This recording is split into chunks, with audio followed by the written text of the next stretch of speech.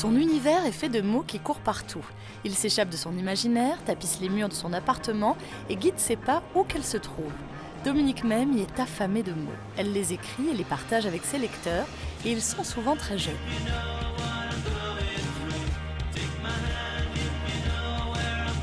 Les deux idées sont extraordinaires. Il faudrait que tu puisses écrire les deux idées. Ils se sont beaucoup amusés parce que c'est ça aussi, il faut que ce soit ludique. De Corté où elle est née à Ajaccio où elle vit, Dominique même y est auteur de contes pour enfants, petits et grands. Ça fonctionne comment un café littéraire ?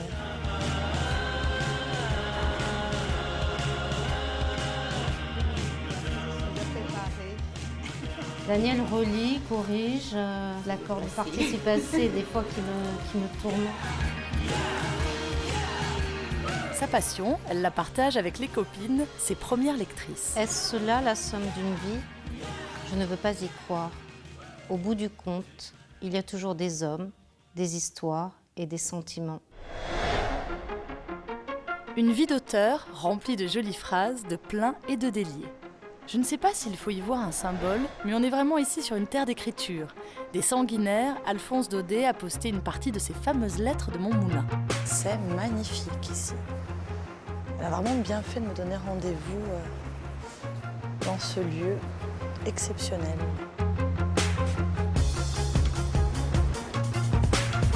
D'ailleurs, je crois que c'est elle. Oui, c'est elle, je la reconnais. Bonjour Dominique. Bonjour Marie. Je suis contente de vous rencontrer. Je suis ravie, c'est une belle surprise. C'est un drôle d'endroit ici pour un rendez-vous. C'est un endroit où j'aime me promener régulièrement. J'ose dire que c'est mon chemin. C'est mon chemin quand j'ai des difficultés pour écrire. Je regarde la nature qui change tout le temps et ça me fait changer aussi de point de vue sur les choses, sur certains passages. Donc je me promène souvent, très souvent. En même temps, vous êtes en éveil avec la nature, mais en veille complète sur l'écriture. Vous prenez pas de notes, c'est pas un Non, lieu absolument pas. de Non. travail. Non, pas du tout. Oui, c'est un lieu de réflexion. C'est un autre travail, c'est un lieu de réflexion. Bon, alors moi, j'aimerais bien qu'on se balade ensemble pour voir si ça me fait Volontiers. quelque chose. Je vous emmène volontiers. Alors la balade, quand on est écrivain, j'imagine que ça draine les idées, ça... Oui, oui, parfaitement, mais surtout quand on se promène seul. Non, c'est gentil de me dire ça, j'ai bien fait de venir. Ah oui. Excusez-moi, Marie. On peut faire une balade muette, allez. Oui, Est-ce que ça- d'accord, est-ce je que suis ça vous entièrement irait d'accord, je vous emmène. Ça va être dur pour moi, hein. J'ai beaucoup de mal à me taire.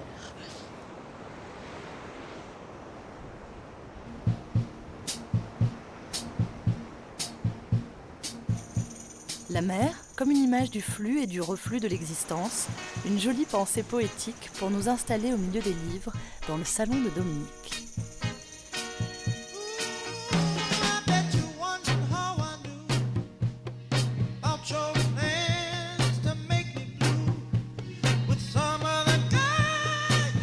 Donc les plus vieux souvenirs d'écriture, c'est... C'est tout enfant, c'est Ouais. vraiment dès que j'ai su, je pense, écrire. J'aimais déjà beaucoup lire, je lisais beaucoup. J'adorais les contes, je lisais, mes sœurs lisaient aussi, me lisaient des histoires, mais véritablement, je crois que dès que j'ai pu écrire, j'ai écrit dans des cahiers. Vous étiez une petite fille discrète, Ah oui, j'étais sage. sauvage, presque muette, je parlais très peu. Ma mère dit toujours que lorsque on pouvait me poser dans un endroit, revenir 2 heures plus tard, j'étais au même endroit. C'est terrible. Mais moi, dans cet endroit, il se passait plein de choses parce qu'en même temps, j'observais les choses. L'écriture pour les enfants, c'est venu à quel moment ? C'est venu avec finalement les lectures que je faisais à ma fille. Il s'est trouvé un moment où nous étions toutes les deux en vacances et où je n'avais pas pris de livre avec moi. Et j'ai commencé à lui raconter, à lui inventer des histoires, et une histoire de petits légumes. Et le lendemain, encore un légume, et encore un légume, encore un légume. Et voilà, et c'est comme ça que sont venues les histoires pour enfants. C'est pour ça que ça ne pouvait pas s'arrêter uniquement aux livres, et il fallait les rencontrer, ces enfants, et travailler avec eux, faire des ateliers. Oui, alors là, c'est véritablement un grand bonheur parce que les enfants sont très spontanés et ils n'ont pas encore l'âge où ils vont se censurer. C'est-à-dire qu'ils ont un âge où ils se permettent beaucoup. Et ça, c'est extraordinaire. De bons légumes qui peuplent joliment le jardin secret de Dominique Memmi. En lui chuchotant à l'oreille les mots qui parlent aux enfants, la tomate, le radis et le haricot lui ont inspiré des contes fantastiques qui sont devenus un beau succès d'édition.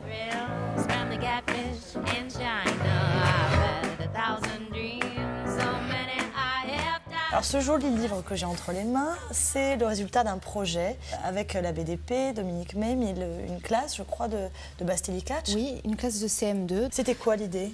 Donc l'idée, voilà, c'était de faire participer les enfants à l'atelier d'écriture. Donc nous, en bibliothèque, donc nous voyons que c'est de plus en plus demandé, donc notamment par les bibliothécaires, mais c'est vraiment une demande aussi donc des enfants. Vous avez pensé à Dominique? On a pensé à Dominique, oui. Donc j'avais vu donc ses ouvrages, Les Contes du potager, Les détectives du potager. J'avais trouvé ça vraiment extraordinaire. Comment vous avez travaillé du coup quand vous avez été sollicité, Dominique? Vous avez pensé à quoi? Pourquoi un almanach? Alors, un almanach, parce qu'en fait, j'ai trouvé un almanach du XVIIe siècle.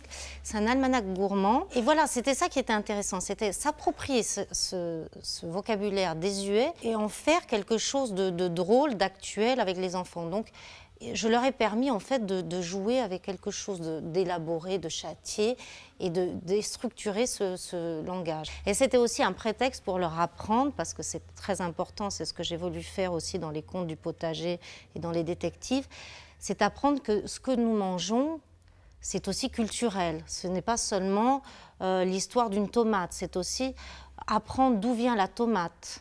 C'est notre culture, c'est-à-dire comment elle est parvenue jusqu'à nous par les conquistadors. Et c'était le même propos, c'était apprendre des choses sur les légumes. Parce que là, on est quand même un petit peu éloigné du conte des potagers. On n'est pas dans la personnalisation des fruits et des légumes. On est vraiment dans leur intérêt, d'où ils viennent, comment ils poussent, voilà. Ils sont croquants sous la dent. On développe leur aspect gustatif. On donne envie de les manger, en fait, là, dans ces histoires. Et en plus, c'est très drôle pour les enfants d'imaginer, de personnifier, de s'imaginer en cornichon. C'est très drôle. Ils se sont beaucoup amusés parce que c'est ça aussi, il faut que ce soit ludique. Et en les amusant, ils arrivent à faire des choses extraordinaires, ils arrivent à rimer. Vous me montrerez comment vous faites avec les enfants? Ah oui, volontiers.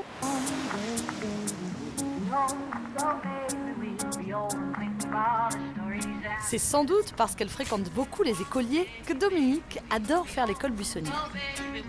Et lorsqu'elle se rend dans une bibliothèque pour animer un atelier d'écriture, elle prend souvent le temps de vivre et des chemins de traverse.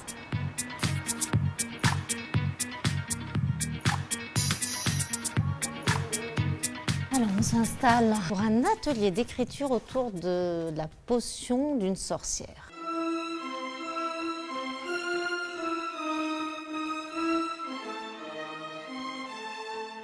Une griffe de chat, une aile de chauve-souris, un ver de terre. Un poil de singe. Donc Marie, avec ce poil de singe, il faut inventer une potion de sorcière. Alors, voyons voir à qui j'aurais envie de jeter un sort. J'ai des ingrédients assez improbables, mais mes petits camarades de l'école des sorciers ont plus d'un tour dans leur sac, eux aussi. Vous voulez lire un peu vos ingrédients? Ingrédients, du dentifrice, une grosse citrouille, 3 ailes de chauve-souris. Et toi, Eline? Un œil de lion, un œil de rat, une mouche de bave de chien. Des clous, du caca de chien, de la poussière de fée, un œil de chauve-souris, une dent de lapin, 5 grammes de cheveux d'éline. À partir de là, on peut créer toute l'histoire. On peut inventer toute l'histoire du début jusqu'à la fin. Bientôt, on va pouvoir lire, hein?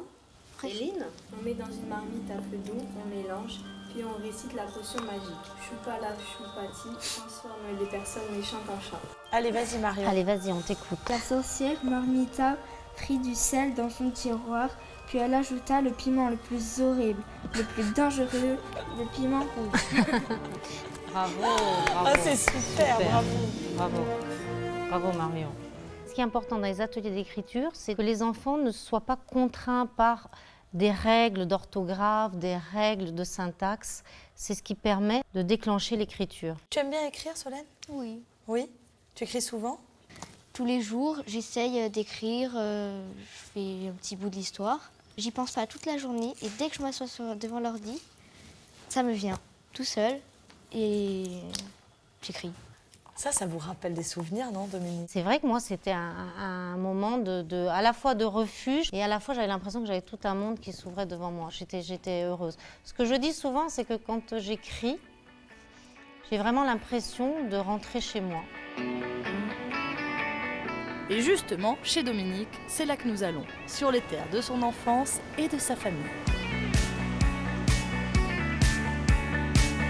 La Restoniga à l'entrée de l'hiver, encore un monde magique. Un univers onirique où jaillissent les mots.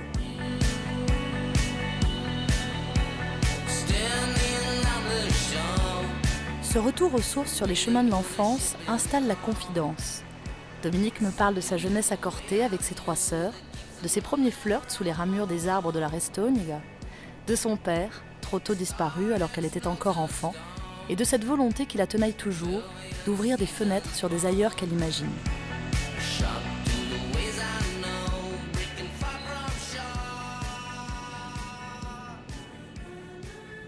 C'est ici que vous avez grandi, Dominique, à Corté jusqu'à l'âge de 18 ans. Oui, puisque j'étais au collège et au lycée à Corté. Et ici, c'est un endroit que j'aime particulièrement parce que c'est l'endroit où, pas très loin, vivait ma grand-mère. Et donc, on y allait souvent avec mes sœurs. Elle était comment, votre grand-mère? On la découvre un peu dans Modène. Dans Retour à Modène. Bon, C'était une grand-mère comment? C'était une grand-mère frêle, une petite femme, toute pâle, toute fluette, et qui arpentait donc les rues.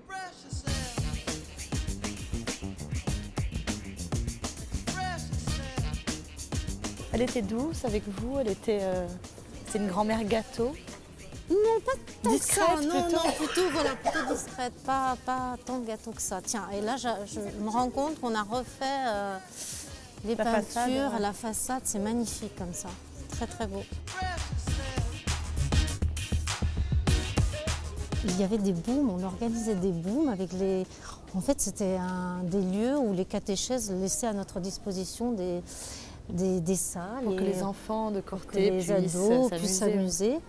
Et pas très loin, alors là, c'est la fameuse épicerie où était tout le temps ma grand-mère.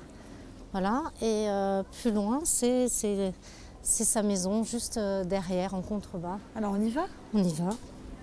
Elle cuisinait, votre grand-mère? C'est surtout ma maman qui cuisinait beaucoup. Ma grand-mère, elle faisait souvent un peu les mêmes choses, mais on adorait, c'était un lieu de rencontre, sa maison. Je me suis toujours demandé ce que les statues pouvaient montrer du doigt comme ça. Et on va se dire que celle de Gafford, il nous montre la route vers Villanove. Loin derrière les montagnes, nous avons rendez-vous là-bas chez son éditeur. Car l'univers artistique de Dominique Même, il n'est pas peuplé seulement des tomates, de laitue et de potirons. Elle écrit aussi pour les grands, en trempant sa plume dans une encre qui rend les mots plus sérieux. Dans Mémoire de Corse et Retour à Modène, Dominique Même il quitte le monde des enfants pour nous parler aussi de son vécu.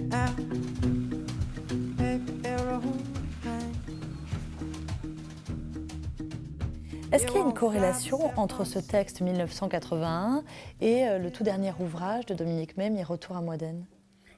Je m'adresse à l'éditeur et au lecteur. Oui, bien sûr. C'est un livre fort aussi, où la violence est encore très présente. Et c'est drôle d'ailleurs, parce que Dominique Même, que vous connaissez, que tout le monde connaît, est douce, enfin une apparence très, très enfantine aussi. Et ces 2 textes qu'elle nous donne aussi, qu'elle nous offre là, aussi bien dans Mémoire de Corse que Retour à Modène, sont d'une violence inouïe quand même, très forte en tous les cas. Et j'ai été séduit, là encore, à la fois par le style.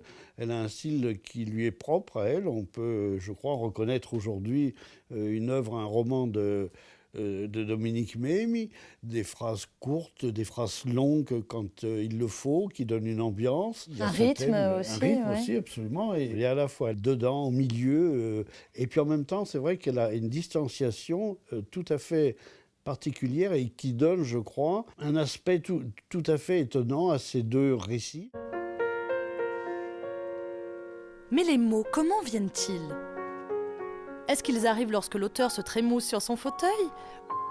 Ou jaillissent-ils sous ses doigts qui effleurent le clavier lorsqu'il ne les attend plus? Où sont-elles, Anna, Mathéa et Marie? Où sont mes filles?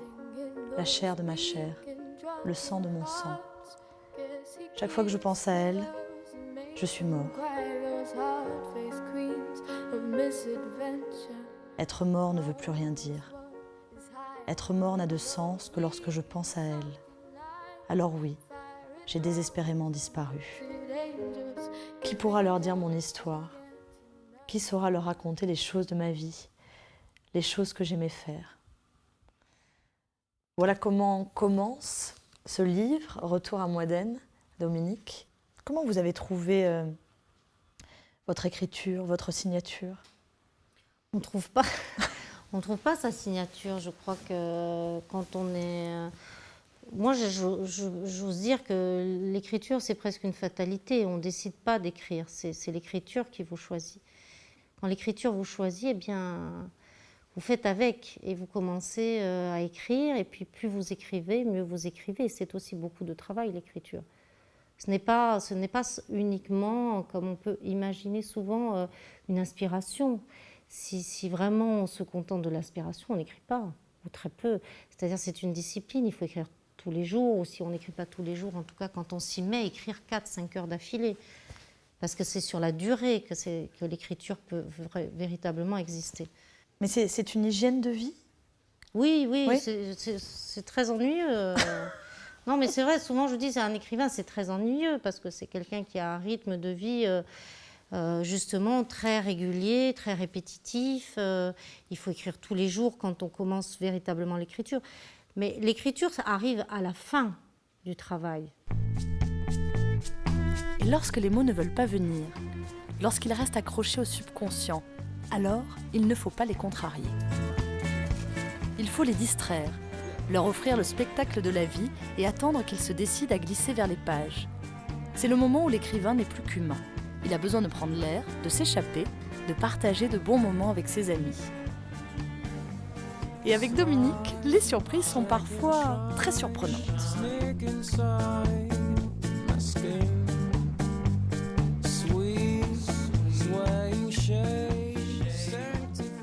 Ah, Dominique, qu'est-ce que tu nous as préparé? Du chef. Oh purée, non, c'est pas possible ce qu'elle va me faire là. Alors on va plumer les pigeons, on va plumer la grive. C'est impossible pour moi.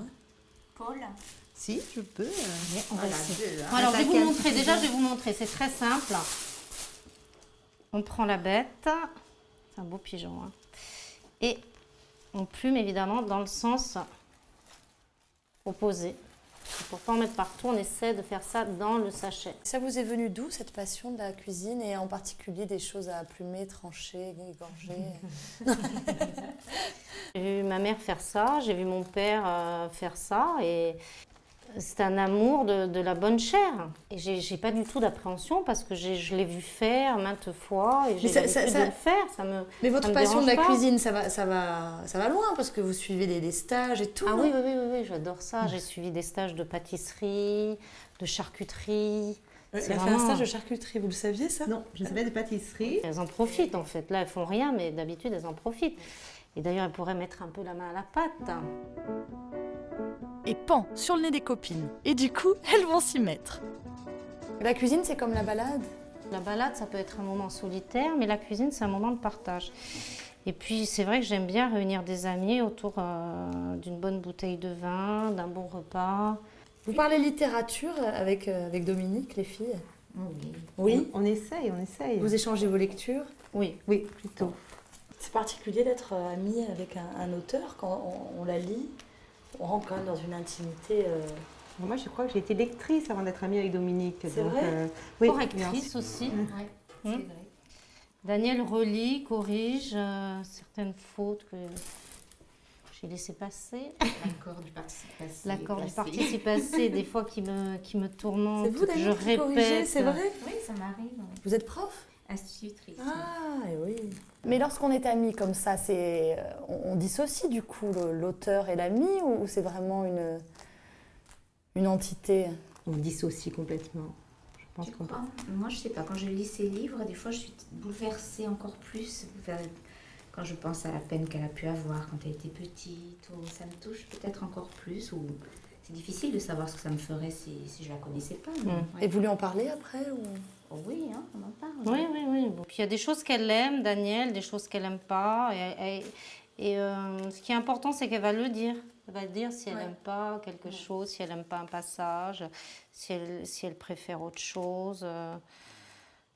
Elle va être véritablement critique. Sur la littérature jeunesse ou encore la littérature pour enfants? Je parle plus, c'est vrai que j'échange peut-être plus sur les romans. Peut-être justement parce qu'il y a une rapidité en littérature jeunesse. Et c'est vrai que comme il y a un travail aussi avec un illustrateur, c'est un autre... On est moins seul? On est moins seul. C'est un moment euphorique d'écrire pour les enfants, alors que quand j'écris pour les adultes, c'est pas du tout... ce ne sont pas des moments euphoriques. C'est pour ça que vous aimez ensuite plumer les oiseaux. Entre amis.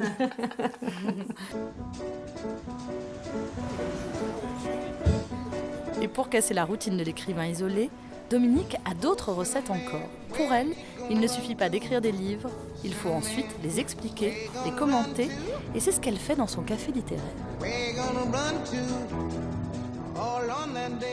Dominique, vous m'avez emmenée dans les caves du bistrot du cours. Pour quelle raison nous sommes là avec Odile Piron, qui est auteure aussi? En fait, c'est Odile qui a eu l'idée de s'installer au bistrot du cours et qui a dit, tiens, ce serait intéressant finalement de croiser nos livres pour un café littéraire. Ça fonctionne comment un café littéraire? Je fais un bref résumé du livre.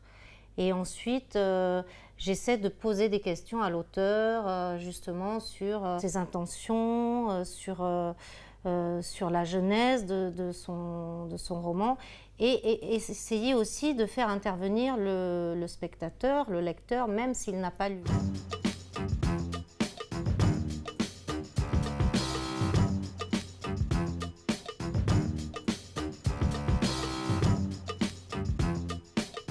C'est aussi donner au lecteur, donc au public, des clés peut-être de lecture ou de déchiffrage de l'ouvrage, parce que ces ouvrages ont forcément une histoire, une genèse. Ça veut dire parler de la forme aussi? Parler de la forme, oui, bien sûr. Parler de ce qui n'est pas écrit. Oui. Mais alors, on imagine que les personnes qui vont venir assister à ce café littéraire et qui vont vous questionner, certainement, auront lu vos bouquins, que ce soit Bruit en ce qui vous concerne ou Retour à Moiden. Comment vous voyez les choses? Pas nécessairement, parce que c'est vrai que souvent, les cafés littéraires, il y a évidemment des lecteurs, mais il y a aussi des gens qui viennent pour entendre parler de littérature, pour, comme disait, c'est vrai Odile, la fabrique de l'écrivain, voilà. La curiosité de savoir comment on écrit, comment on aborde un sujet, comment on cuisine. Ça, c'est un peu un mystère souvent pour les gens de l'extérieur. Ce qui est intéressant dans l'idée du café littéraire, c'est la rencontre avec le public. C'est même nécessaire parce qu'effectivement, on sort de notre isolement. Ouais. Comment on reçoit lorsque justement le spectateur, celui qui vient au café littéraire, a lu? Comment on reçoit ce qu'il a ressenti, ses impressions, voire ses critiques?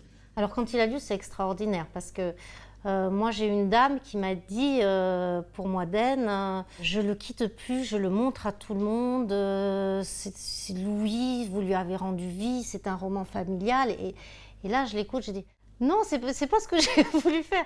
Mais c'est ce qu'il y a de formidable, c'est que justement, il y a plusieurs lectures et souvent, le lecteur nous apprend des choses sur notre propre écriture. Mais il arrive que le lecteur n'aime pas. Non, ça ne me dérange pas plus que ça, parce que quand un livre sort, on est déjà en train d'en écrire un autre. Oui. Voilà. Donc c'est celui-là qui sera le meilleur, évidemment. Le temps de l'édition et le temps de la lecture, c'est un temps qui diffère complètement. Et c'est vrai que quand on est sur Moiden, elle est sortie en juin. Et c'est vrai que moi, je suis déjà dans la conception d'un autre roman. J'adore animer des cafés littéraires parce que c'est vraiment une rencontre avec des auteurs. C'est aussi un travail. C'est ça qui est important, c'est que ça oblige à travailler une lecture. C'est une lecture particulière d'un livre.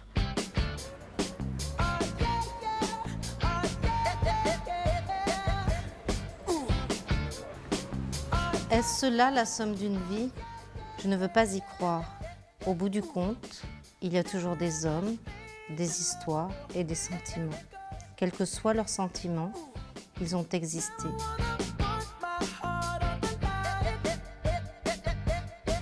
Une fois que vous nous aurez tout raconté, qu'est-ce que vous allez écrire, Dominique? Je crois qu'il y a toujours des choses à dire sur soi, sur sa vie. Et puis c'est encore une fiction, donc il y a 1000 façons de raconter son histoire.